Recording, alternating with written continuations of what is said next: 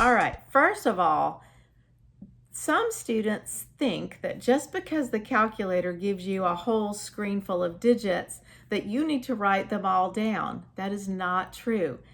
You don't write all the digits down from your calculator. So today I'm going to teach you some rules and you will have some freedom to know how much of that number do I write down on my paper. So first of all, you are smarter than your calculator and it needs you to do these sig figs. So here we go.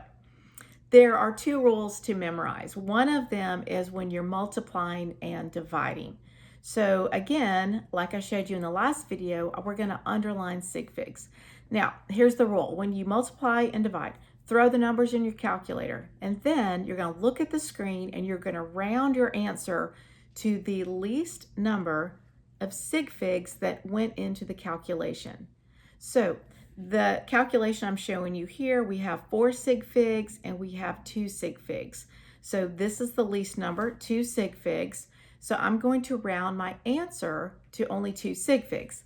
Calculator shows me 12.76, and I would round that to 2 sig figs. That would be 13. And you say, well, isn't 12.76 more right than 13? Actually, it's not. The product can't be any better than what went into it. So the weakest number that goes into the calculation will actually limit the answer. All right, so here are a few examples. So least number, I see the first number has 3, this number has 2, the least number is 2, so let's round our answer to 2 sig figs. I'm gonna keep the 1, I'm gonna keep the 3. I look next door, does the 3 round up that first 3? It does not. So that is 13. Oh, units, meter times meter is a meter squared. All right, the next one, I've got 1, 2, 3, 4 sig figs. Remember that 0 there on the end is showing precision, and so that is significant. So I've got 4, and I've got 1, 2, 3 digits. 3 is my limitation. Look what the calculator gives you, all those numbers. Don't write them down. Okay, I'm going to keep the first one, I want to keep the second one, and I want to keep the third one. Now look next door, what does that 9 do to that 9? It does round it up, right, to a 10. So this number is going to be 7.30. All right, there's my 3 sig figs, and then units, grams divided by cubic centimeters. Okay, so once again, we were rounding to 3 sig figs. All right, the next number, the next calculation, I've got 3 sig figs, 1, 2, 3 sig figs. Remember, those are very precise numbers right there. They've got zeros after the decimal. So I've got 3 sig figs, and that is what I want to round my answer to. Now look what the calculator shows me. 2 divided by 0.5 is 4. So how can we get 3 sig figs out of that? Well, we're going to have to add something. 1, 2, 3. So that is a very precise 4. 4.00 is more precise than 4. And that would be grams per cubic centimeter. Okay, so sometimes you might have to add zeros to show precision. So that is multiplication and division. Now, the next rule is adding and subtracting. It's a little bit different. You're going to round your answer to the least precise place of what went into that calculation. So let's look at place value here. This number is to the hundreds, and this number is to the ones. So the ones is less precise than hundreds. So I'm going to round my answer to the ones place. So this time it's not about sig figs, it's the place. Now I see that that 8 kicks up that 8 right there. So I would say 119 grams. And so my answer is no better than the weakest number that went in. In this case, it was the 112 grams. So the least precise place value. So here we have the ones. All right, let's do a few examples. The first number is to the thousandths. The second number is to the tenths. So that is my weakest number. I want to end this thing at the tenths place. So 8.2, the 6 will kick that up, 8.3. and that would be meters.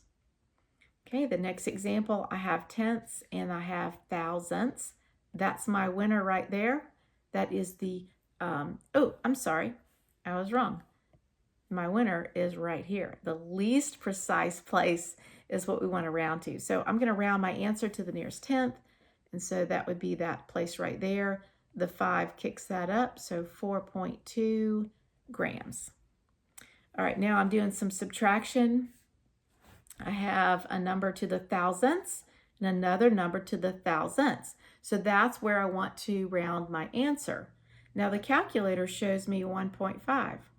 So you know what to do. We've got to bring this on out to the thousandths place, right there, okay?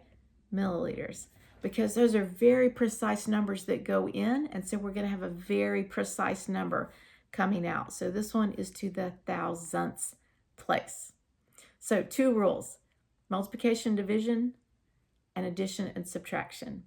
It just takes a little practice, but you can do this. Now, one last thing I want to show you. When you're doing a calculation and you happen to have an exact number, this is like your math number. 12 people, what does that mean? Is that a measured value? No, that it means 12, exactly 12. Like 12, I could put a decimal and a million zeros, right? Precisely 12. So there's like infinite zeros after that number. If I was doing a conversion factor, 100 centimeters per 1 meter, that is the definition of a centimeter relative to a meter. And so those numbers also are exact. Like we could put a decimal and a million zeros after those numbers.